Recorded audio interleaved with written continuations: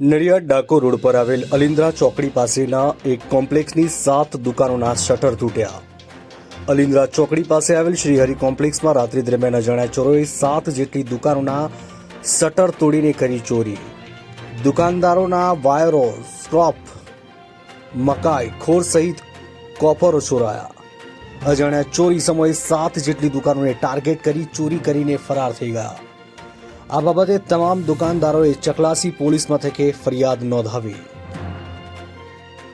મારું નામ ધર્મેશભાઈ પંચાલ છે। હું જલારામ કેટલ ફીડ અલિન્દ્રા મુકામે દુકાન ધરાવું છું, શ્રીહરિ કોમ્પ્લેક્સમાં, નડિયાદ ડાકોર હાઈવે ઉપર। અમારે કોમ્પ્લેક્સમાં ટોટલ 16 દુકાનો છે।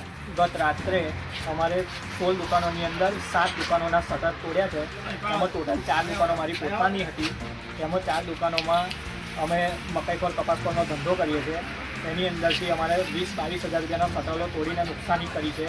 જ્યારે અમારા કોમ્પ્લેક્સની અંદર જ બીજા ભાઈની જે મોટર રિપેરિંગ અને જનરેટર રિપેરિંગનો ધંધો ધરાવે છે, એમને બી કોપરના વાયરો અને બીજો અન્ય સામાન થઈને ટોટલ 50-1 હજાર રૂપિયાનું ચોરી થયેલ છે।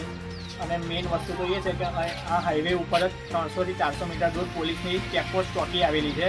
તો બી 1 વર્ષની અંદર આ ત્રીજી વખત આવી રીતે ઘટના બનેલી છે અને મારી દુકાનની અંદર પહેલી વખત આવી રીતે થયેલું છે।